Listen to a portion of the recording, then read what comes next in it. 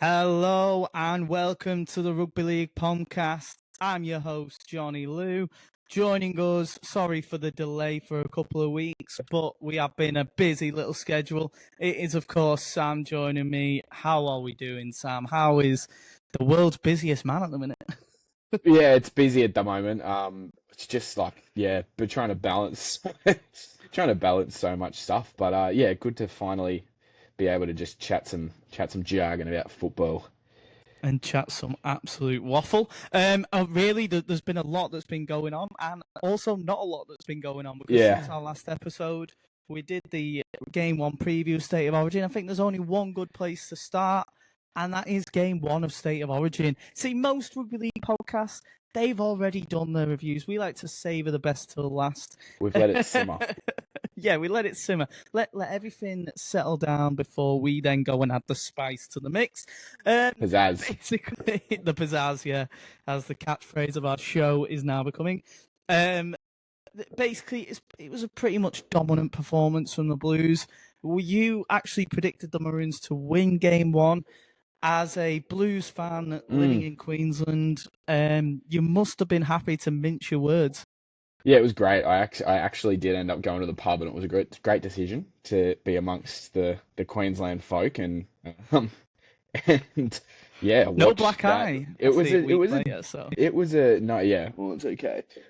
It was a beating, to be honest. Like from the first sort of like I was watching the Matty Johns and Cooper Cronk podcast, and they highlighted something which I didn't pick it up at the time, but third tackle of the game, Payne Haas takes a carry and skips across and gets a front quick play the ball from Daly Cherry Evans. And from there, it was just, no, New South Wales had a lot of ball in the first 20 minutes, and yeah. Queensland defended really, really well. But just how physical guys like Isaiah Yeo and Payne Haas were up front and laid it down for Nathan Cleary to have his best Origin game, and Mitchell Moses as well off the back of that, and Edwards and the outside backs. I mean, Zach Lomax, his yardage game is like another Mate, thing. he was a joke that game. Yeah, yeah, add Brian He To'o. was unreal. Yeah, add Brian To'o in there too, who also carried for like 250 meters. I don't think he's ever played an Origin game where he's carried for less than 200 meters, which is just a joke. So they just had such a good platform, New South Wales and Queensland. To be fair, just nothing clicked for them. Like they were getting dominated in the ruck. There was a couple of times where they had a bit of a luck going out wide to Rob Toyer and Xavier Coates, but other than that, they fired no shots. Like their attack was flat and didn't look like it had much direction going in. Like the only try that there was the what probably should have been a penalty try when Brian To'o tackled Xavier Coates in the air, and there was a Nah. try, which came off the back of an error. In that good period that they had, but they had a really good period with To'o in the sin bin, and then maybe 10 minutes after that Yeah, where they had New South Wales coming off their own line, but they just couldn't. When they had the footy, couldn't execute. there was just no strike, and No. the kicking game with they were turning the ball over in bad places. It was pretty much a game where nothing went right for them. But we talked about obviously the strike and them having no strike, but when you look at the team selection, actually on paper it looks outstanding. But when you go into form, and I know they say form goes out the Yeah, window with representative, but when you go into form, you got Cherry Evans not in great form for Manly. You look at Ponga, who is probably in a career worst spell at the minute for the Newcastle Knights in terms of his output. Kind yeah, of them two not clicking really yeah. didn't help. And then they threw Dearden on way too late, in my opinion, to kind of throw it in when they threw him on when they were on the back foot, whereas And they they did needed look more Dearden on when they put him on the front foot. did look more dangerous, to be fair, Yeah, when Dearden had the ball.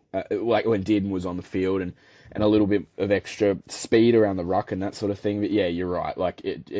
None of the players are in great form. Like Cherry Evans was back to his best against the Broncos, but before that, since he said that he wasn't going to be playing for Manly next year, his form has dipped. yeah, So apparently you can age. We'd sort of started yeah, thinking, yeah. and He's no longer Benjamin. no, but yeah, his form dipped, and he had a really off night. Harry Grant had an off night, some stupid Yeah, penalties, some really weird options when Queensland had good attacking ball as well. Like he had a scoot at one point when they had a full line set up off a quick play of the ball. There was that kick, which nearly went dead on the full, like in general play, where he had Cherry Evans Yeah, nice to yeah, set up on his left-hand side and decided, nah, I'm going to kick this. I've been in Melbourne for too long, so I fancy myself an AFL yeah. kicker. But yeah, it was just an off night. We're not going to see those players have an off night like that again. It's gonna they are two class players. I think they'll stick with Cherry Evans most likely. There's talk about Dearden coming in and playing seven, and Cherry Evans is obviously under pressure, but I just don't think if you pull that, I actually think if you pull that change for game two and Queensland lose, then all of a sudden you've cooked your succession plan because the succession plan is Dearden. But what sort of mental scars does a player like Tom Dearden get, who's already been through a tough trot when he was at the Broncos, but then before moving up to the Cowboys? What sort of mental scars does he get if he goes in, they lose the game, and there's no decider in game two? He was the halfback in that team, and then he gets blasted from the outside when he's supposed to be the succession plan. I think they have to stick with Daly Cherry Evans, to be honest. You've always got to give them an opportunity. What happens on the flip side if they lose game two and then they stick him in game three and they romp it, and then you go, oh wow, why didn't they play him in game two? The problem game is three. They've got a double-edged sword. They've got a double-edged sword that they're going to be stabbed in by one end or the other. So it's a case of, do they take that risk and do they go, you know what, let's just go for it, or whether they play the safe play and go, oh well, we'll let him take the flak because he won't have another series in him and this, that, and the other. I don't know. For me, I think you pick your best team, and at the minute, the best team for Queensland is without Daly Cherry Evans. But I'm one of the. Honestly, the best team for Queensland has got Jamal Fogarty at halfback. Exactly. Genuinely, yeah. Exactly, and even if it is Fogarty that goes in rather than just try something different because it's obviously not working, and maybe, or if it's not coming as a change at 7, it's got to come as a change at 1. One of them two has to be changed for the next game. It's just a case of which one they do. They've got more options at fullback they could go with. They could, for example, put the Hammer at fullback and get in an out and out centre, which going off his defensive performance, the Hammer was absolutely shocking. But big up Toya. I thought he was outstanding defensively. He held up really well. Yeah, against Latrell. Did a really good job. Obviously, Latrell is Latrell, and he's a different animal in Origin. And them quick hands, he couldn't do anything about. That was not him. I thought he stood out. He stood out head and shoulders above anyone else in that Queensland side, especially to make his debut 10 games into his NRL career. Yeah, I'm just trying to go through and think who had good games for Queensland. Munster tried everything he could, but just had no platform to play. No. Munster plays his best when it's a bit broken, and they didn't break down the New South Wales line at all. When your forward pack gets dominated, your halves are never going to have a good game anyway. So and Cherry Evans was always going harsh. Cherry Evans was always going sideways as well when he got the ball, so Munster was in awkward positions. So was Ponga. The Hammer got no football. It was it was such a weird game from Queensland. And then of course everybody up here, and I find it so funny. Everyone's talking about when Spencer Leniu came on the field, and they didn't kick to him.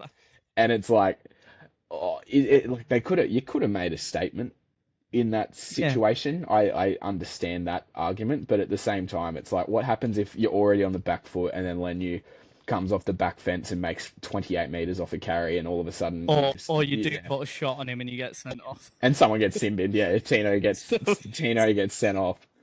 So instead, again, it's but the them 50-50 and fine moments that can win or lose you a game at this level and at the pinnacle of the sport, as so many people say over here, which I disagree massively. But as the biggest game in terms of talent, etc., that you will see in a one-off game during the season rather than internationally, they are the moments that define games. You can go out there, you can make a statement, and you go, you know what, we're going to take it to New South Wales. We've got the home crowd with us. Let's go for it. They didn't. They failed, and it's all eyes on Perth, which I will be there in 2 weeks' time. Yeah, it's exciting. I didn't realise you were going over. Yeah. Fly out on the Monday afternoon, late afternoon, and then fly back on the Saturday afternoon. So it's a Yeah. solid 5.5 hour flight, which I'm not Yeah, looking forward to. it's a decent hike. You'll get a taste of what those poor Perth players are going to be in for when the team Yeah, I comes in. know. Actually, yeah, it Report will be back when that. you I'll report back. I'll report back sounds good. as a man on the ground.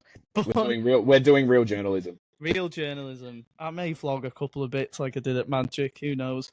But we'll go on, and surely it's a route to a 3-0 victory for the Oh, Bulldogs going off that first performance. well, Um, yeah. but we won't call it yet. We'll see what Perth brings out. We'll see what team selections come out, and we'll move on to some news, shall we? We'll do a little news round. Lockie Galvin, it is finally over. Everything has come to an end. It looked all for money that he was going to Parramatta. Parramatta put all their eggs in one basket from the outlook of it by getting rid of letting Dylan Yeah. Brown go, not really putting up with a fight, not like they could with the money that was being branded about, and then obviously thinking we'll get Lockie Galvin, a former junior, but he's not. He's gone and joined a club that he hasn't met the director of rugby of in Mm. in the Bulldogs. He's gone to the Bulldogs on a $750,000 contract, reportedly. Is it 3.5 years? Yeah, So yeah, this year and then 3 years beyond what that. the Less Tigers money, offered, yeah. and Which kind of like I guess what's the word? Will validate his argument. yeah, vindicates him when he was talking Yeah. about yeah. Um But obviously Isaac still gets his signing on bonuses and all that stuff, so there's that yeah. stuff. Oh yeah, Who knows? Who knows what Isaac, I'm third party still deals they've negotiated on that front? yeah. It's Did you hilarious. see Angus Crichton on the 100% footy panel this week with No. Gus where Gus was saying like going through all the players that the Roosters have lost this year, and it's a big list. As a Roosters fan, I think everybody should take note of that if they don't make finals this year. That's our excuse.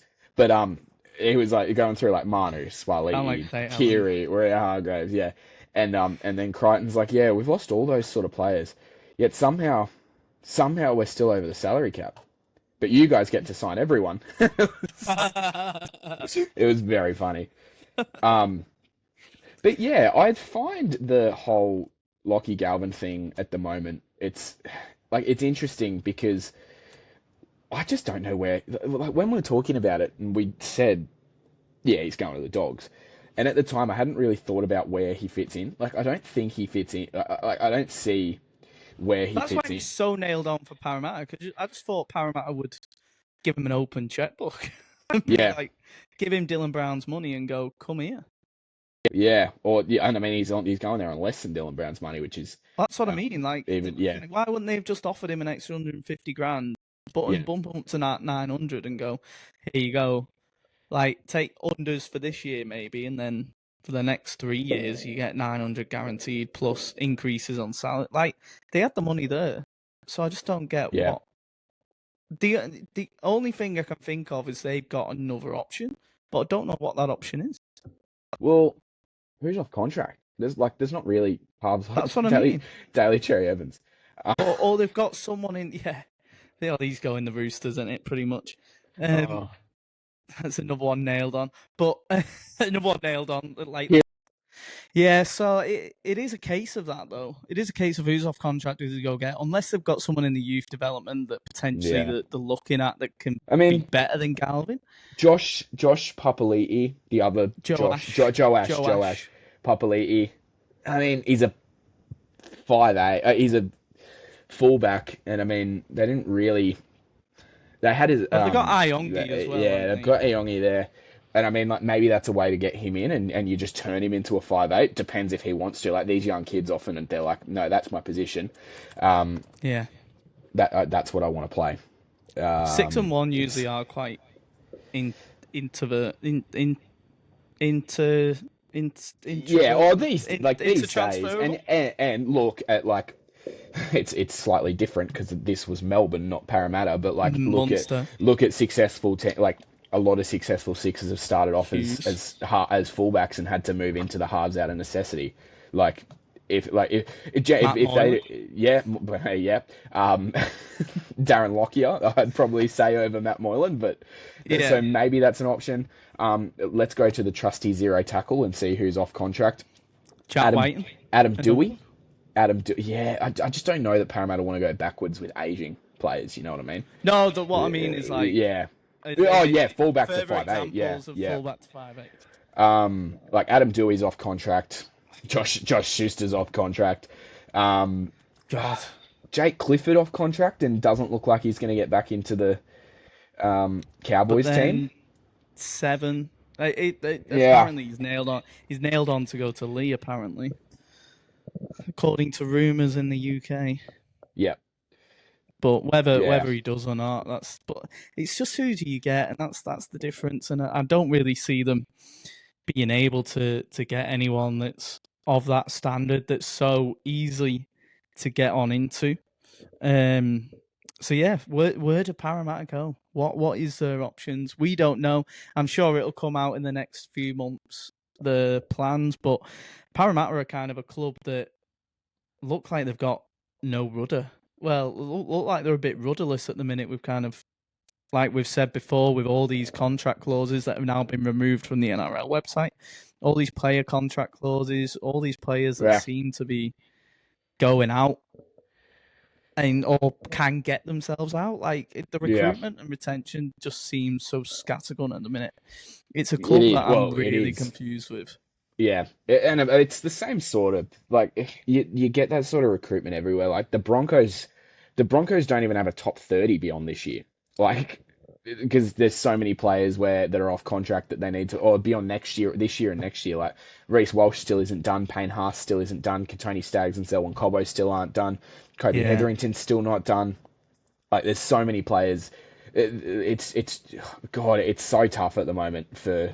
It'd be so tough for roster managers at the moment, I reckon, to try and especially with these salary cap increases coming in, because managers won't be wanting to sign 4 or 5 year deals yeah, when the salary cap is going up pretty much every third or fourth year at the yeah. minute with TV rights. So they're really only wanting to sign 1 year deals till the salary cap increases. Then they're free Yeah, to or they renegotiate, or they and then they write can do clauses into the contracts where yeah, if the salary cap goes up, his wage goes up. pay goes up, Yeah, or we can renegotiate, or we can yeah. leave, or stuff like that. And it's Then so like you look at Jerome Luai's contract where he had the 2 years, and then he can choose if he wants to stay or yeah, go.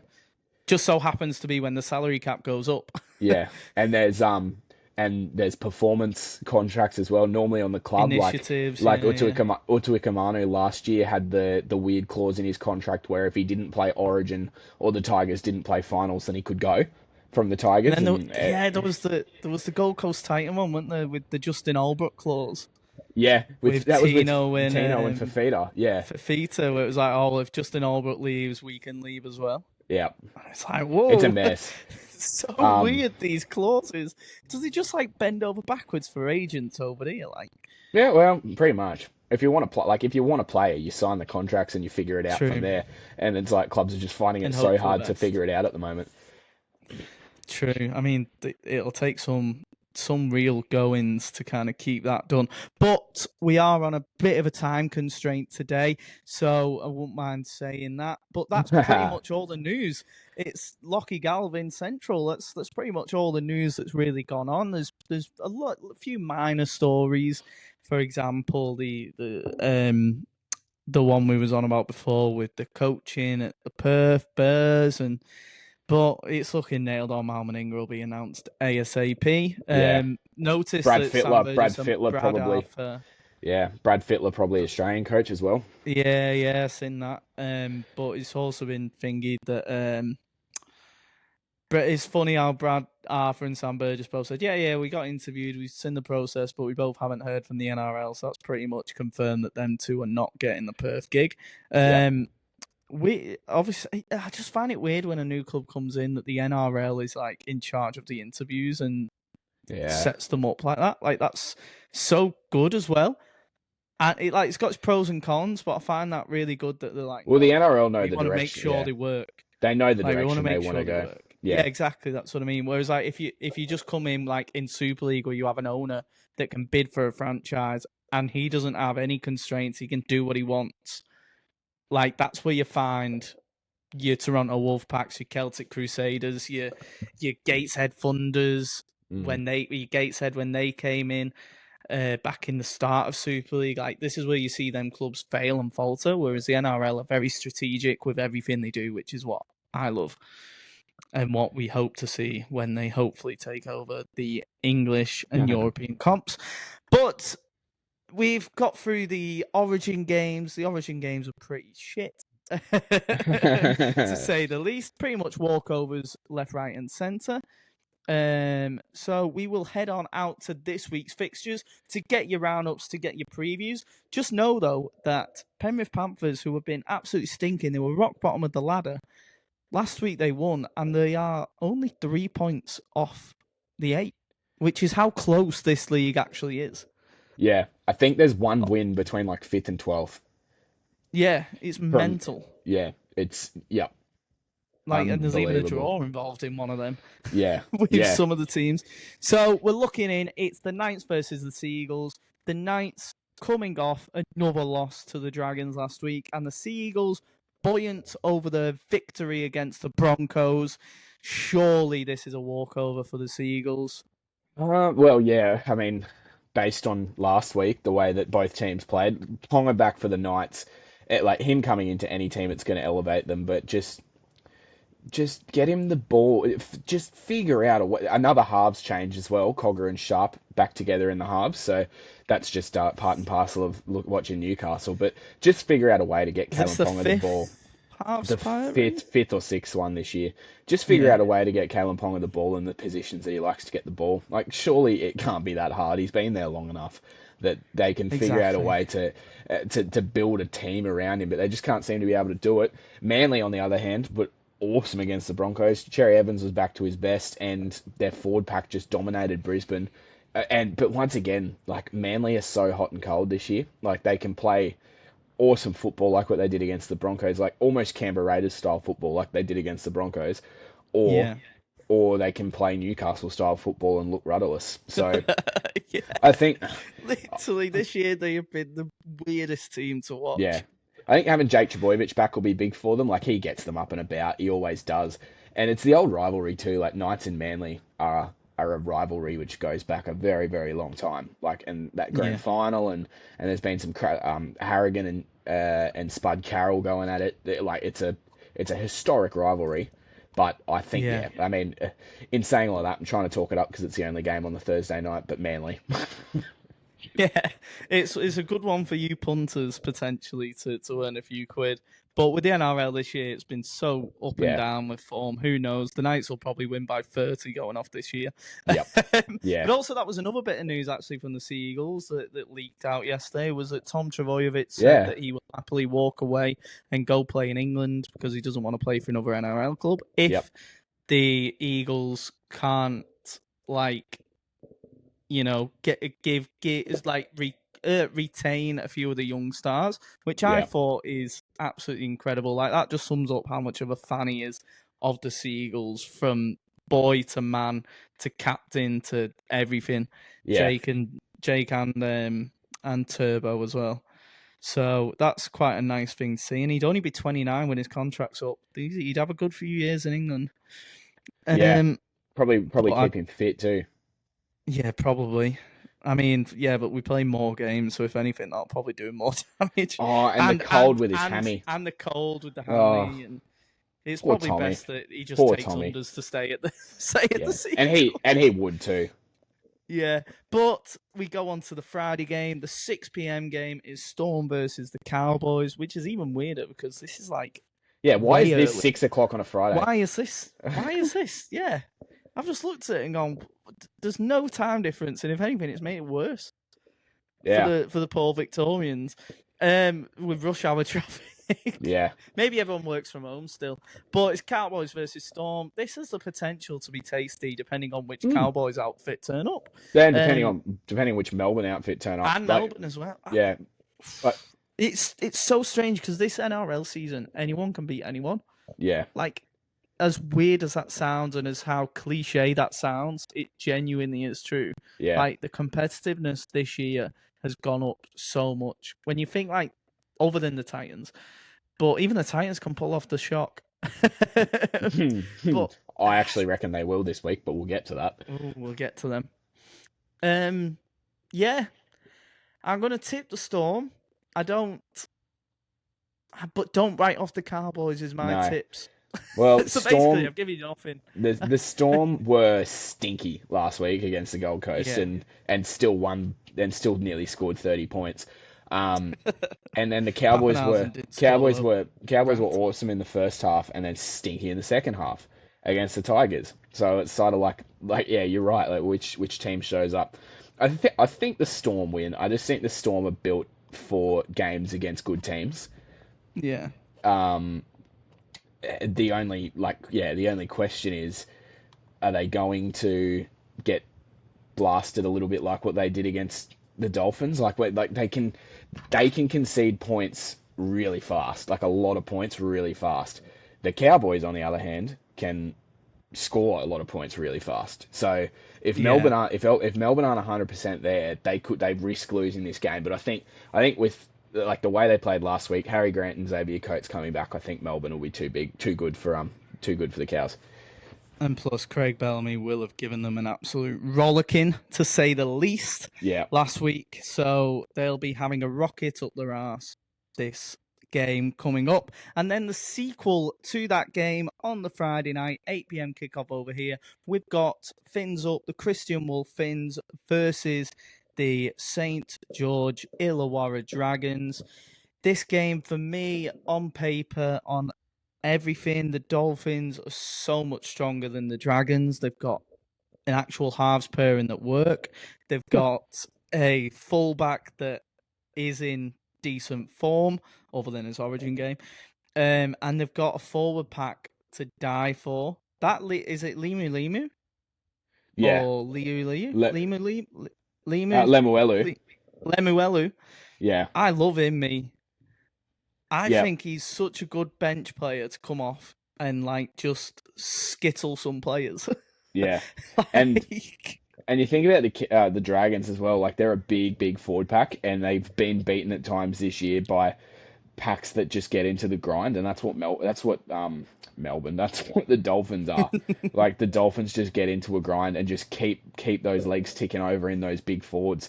So I can see the Dolphins running away with this one. Dragons though have been really competitive in the last few weeks, and you can sort of see the green shoots starting to come through for them. I still think the Dolphins win. Like they were too good against the Bulldogs a couple of weeks ago to not win this game, because I think on paper they're a better team. It's just like, we're gonna say it so many times. It's like for the rest of the year. Just depends which Dragons show up. But I think I also think that the Dolphins have just got too much strike. Like you mentioned, the hammer, Herbie Farnworth, Jake Averillo back in the centres, possibly even Max Plath and Jeremy Marshall King coming back. And they've got so much strike that Junior Tupu has been told he can find another club 1 year into a 3-year deal. Yeah. Like that's how much strike they've got in the outside backs. Like he's ridiculous. But they was signed before Bostock emerged, to be fair to them. And Bostock has just absolutely taken the game to his stride and into his stride. So I feel sorry for him, but he'll probably end up going back to the Tigers, I'd assume. Yeah. But yeah, Fins all the way, baby. And that's pretty much wrapped up that game. But going into the tastiest game potentially of the round, we've got the Sharks and the Wars. Yeah, 5:30 on a Saturday is a decent time. I'm gonna put it down. What we've got to do is we've got to get a jar. We've got to put $2 in every time we say depends what team turns up this year. And then at the end of the year we'll have a big Mad Monday. The Pom-Cast Mad Monday spent on that catchphrase. The Sharks, they started off the season so poorly, but they've suddenly gained a little bit of momentum. Aren't they 5th now? 5th, yeah. And like you beat, and they come out of nowhere. Yeah, but like you beat Melbourne the way they beat Melbourne, and then you lose to the Roosters, who were playing a SG ball team basically. So I think like, you know what? I was about to say the Warriors are going to be too good, which like there's obviously an argument there. Mitch Barnett's such a big loss for them, but I think Oh yeah, he's done his ACL, hasn't he? yeah, I think Big Adam. loss for New South Wales as well. Oh yeah, he was awesome in game one. But all that aside, I think Adam Fanua-Blake against his old team, against a good team, Adam Fanua-Blake always plays well against top 8 teams. Like every game this year that the Sharks have played a top 8 team, Adam Fanua-Blake has been an absolute star in that performance, and I think we're going to see the same thing against the Warriors. I reckon he'll dominate them. Probably score a try. He loves to score a try and Yeah, he's a good try scoring and just prop. dominate around that middle and puts the young halves pairing, which has been good for the Warriors, but obviously still a lot of learning to do in Metcalf and Harris Tavita. I reckon that puts them under pressure. Absolutely. Harris Tavita, he's still only young, and he's only like 25 still. 26 maybe, Yeah, 25, 26. So like he's still got plenty of years left in him. But yeah, I really can't call it. I'm edging the Sharks just because they're at home. And I think Shark Park is a different beast when the it's Sharks shithole. perform there. Yeah, but they're them old type of grounds where you're Yeah, on top of the players, and they are tough games to go to as an away yeah, player. I mean, you look at in England, the likes of Castleford and Wakefield, you're literally next to the wingers. Like you so hurl yeah. abuse and the hurl abuse in Castleford and Wakefield, and the prop forward can hear you in the middle of the pitch. It's like That's Galatasaray. how intense. Yeah, that's so. Well, not quite, mate. Have you seen them stadiums? Yeah, it's scary. There's no flair. There's no I'm on flares at about Shark Cass. Park. Cass is scary. But we'll move on to the Saturday. We've got Broncos and Titans. You're tipping an upset for the Titans?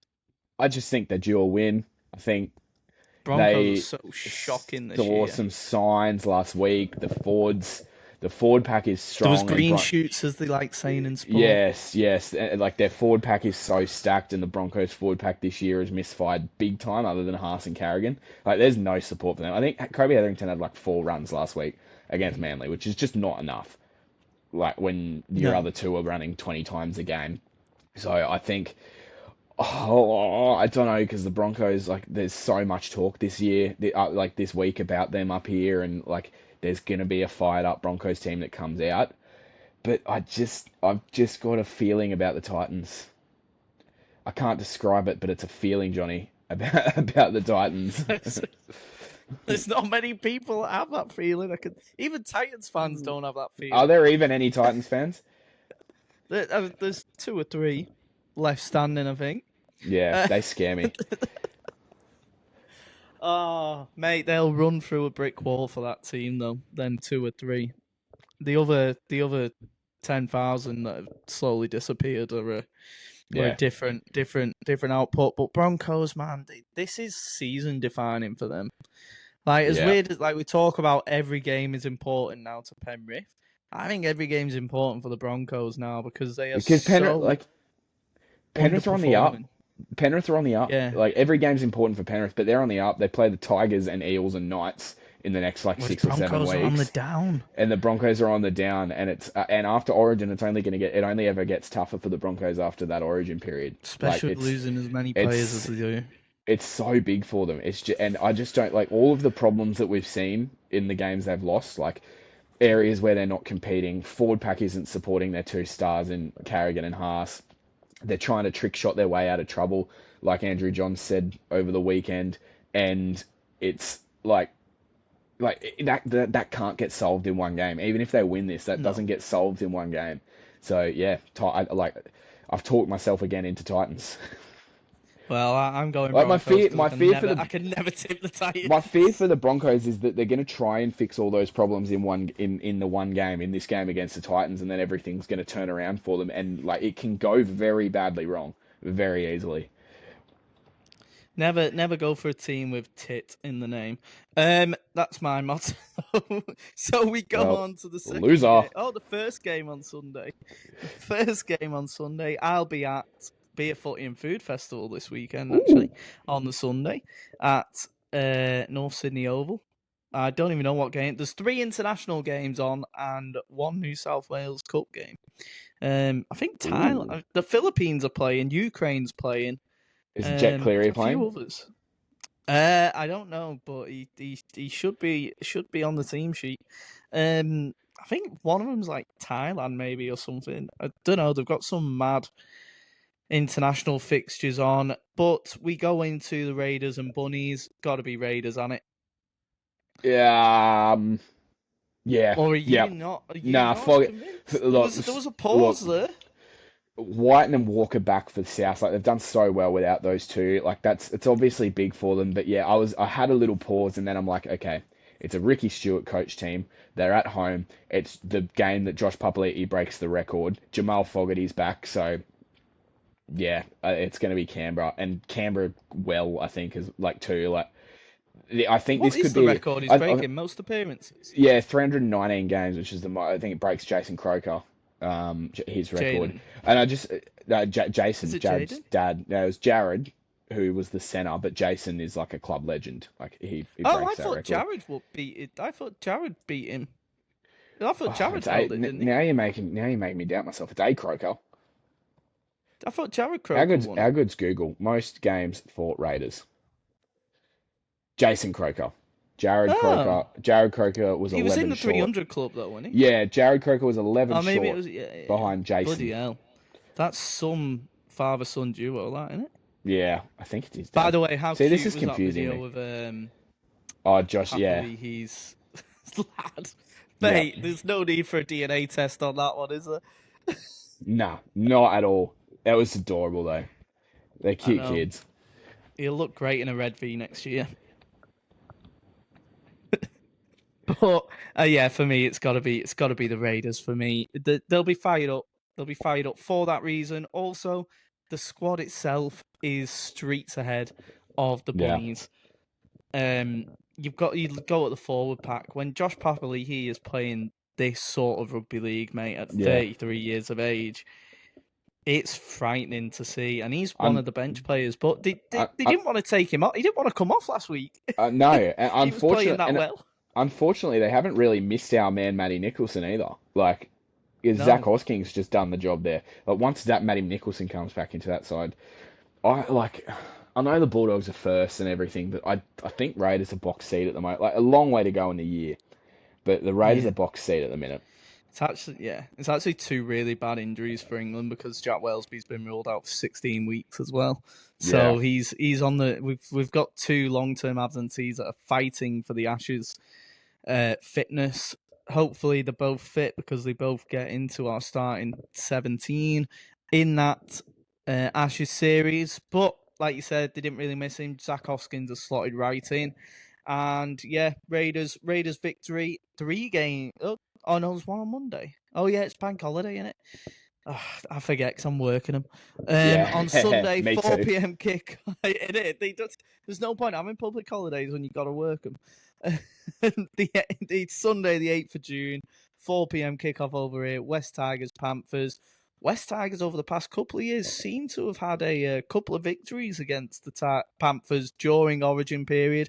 However, I can't see that happening this year. I think they need to win. Quite simply put, Panthers need to win. They need to win pretty much every game that they go out to. They'll be playing full strength yet again. Surely they won't be resting many, and they've got to go out and put a score on and get rid of some of that points deficit. Yeah, they won't rest guys until after Origin. And yeah, pretty full strength until they're back in the hunt anyway. Yeah, full strength for this year. I mean, Luai up against his old club, but the Tigers are just misfiring, and they've got a few outs as well. Tigers. They seem to just let a lot into them, and then they're fighting back. Yeah, like Alex. They're always on the back foot, and then they'll get close in the end or pip it at the final minute. You can't do that. No, you can't keep trying, and not with the team they have. Like, they're building good things there, the Tigers, but also Alex Twal and Royce Hunt out's pretty big, I think. For Yeah. them, like that's two of their top forwards, and coming up against Penrith, who are starting to weren't overly convincing against Para on Sunday, but they're starting to get a bit of that DNA back, and we've seen signs of it this year. And once they get fully rolling again, that'll be it. Like they'll get back on a run. If all Absolutely. those guys are firing. So yeah, I think Panthers win, and Tigers. Tigers. It turns out this might actually be a rebuild year, even though we were all Yeah. fairly hopeful that it wasn't going to be. I mean, it's good that they are, to be honest, because anything above bottom is an improvement. So Yes. they're not going to finish bottom this year. I can't see it happening. I think that spot is well and truly cemented with the Titans or the Knights. My tip of the wooden spooners, though, is looking good in the Titans. And then finally, we Yes. finish off on Monday. I actually looked because I forgot to put a bet on, and I put Dolphins top 8, the Wooden Spooners to be the Titans, and Wigan to win the League Leaders Shield in the Super League. And at the minute, they're all in with a shout at the minute. Yeah. That was like $800 as well. I forgot to put it on. It's like 80 odd to 1. Stuck $10 on that. Well It's like, done. boom. Come Yeah. on. Hopefully I'll that continues and they all Well, come true. we've had some luck on this podcast, and we're going to descend into gambling conversation again. But I put $20 in the pokies on Saturday night, and ended up getting the major jackpot, which is $500. Oh, So I was pretty happy with that. Do it responsibly. jeez. Boom. Well, that's all you need to know. Go out there and Don't. I gamble responsibly. I'm distancing myself from Johnny Lewis's comments. Yeah, say gamble responsibly. Get out there and gamble responsibly.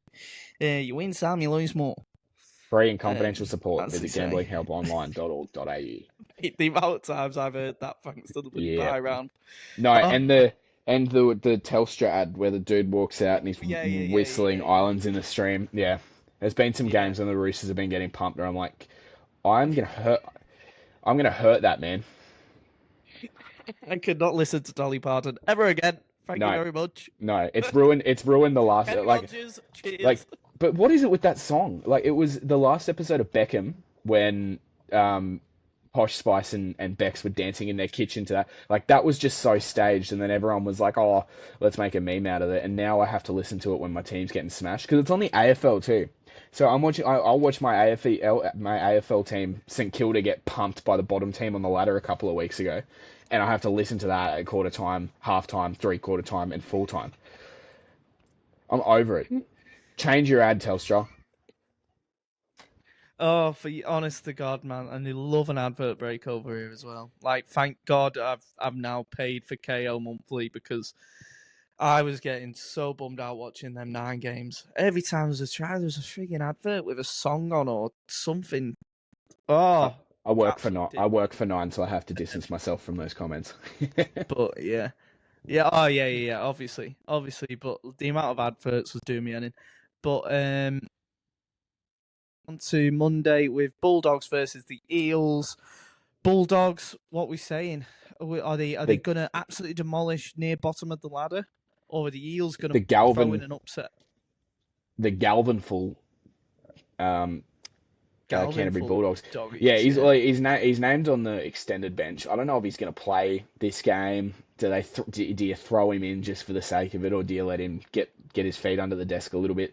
I think for the Dogs, like, this is my worry for the Dogs with the Lachlan Galvin signing, is that they've built a lot of good things there in the last With Sexton. year or so. And I know Sexton's got his limitations, and I don't think he's a premiership winning halfback. And again, I didn't think Chad Townsend was a premiership winning halfback in Jack 2016. Cogger, mate.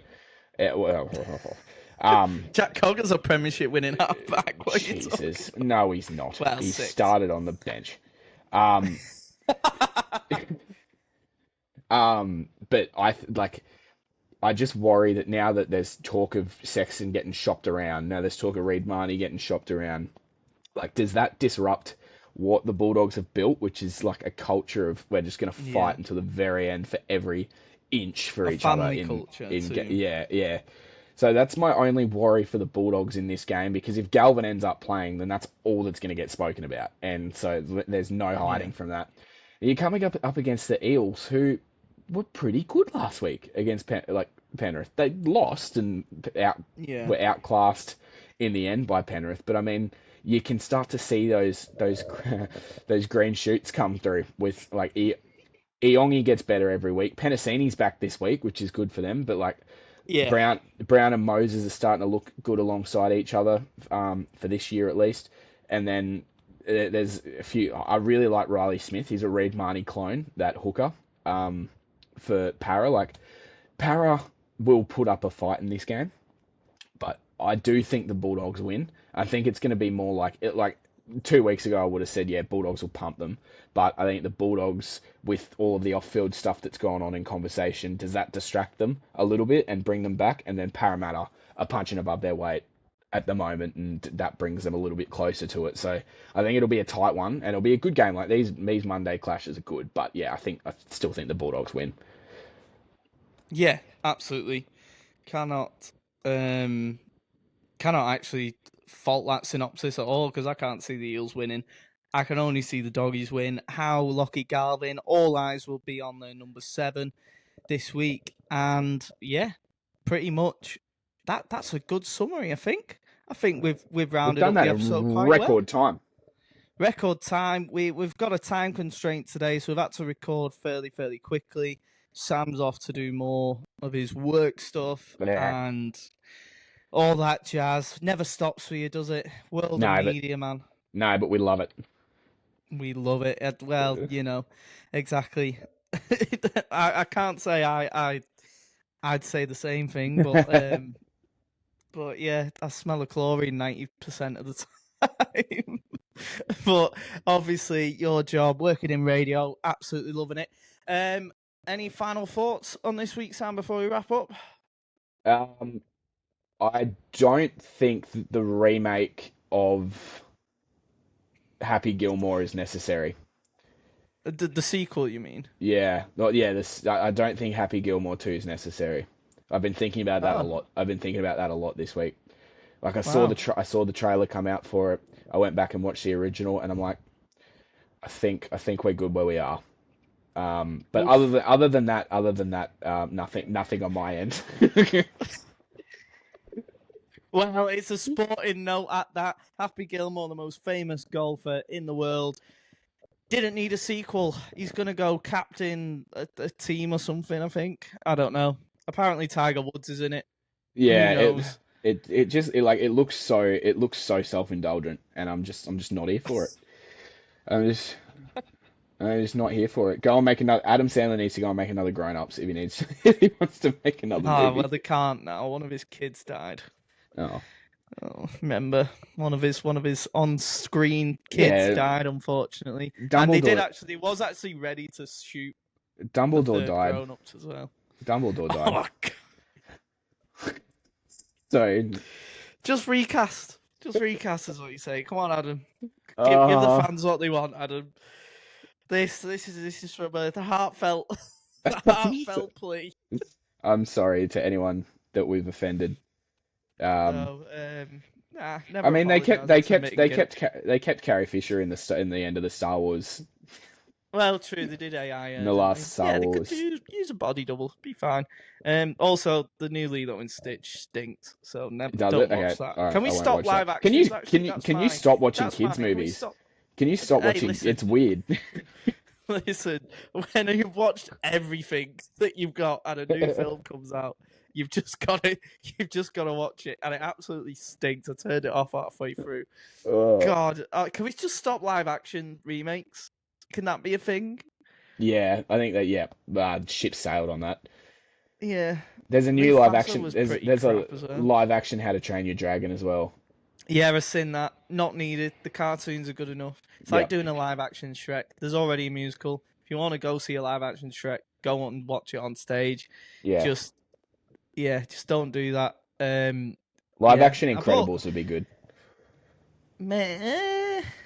I don't know, because you got CGI and all that. Then I just want to see who they cast as Elastigirl.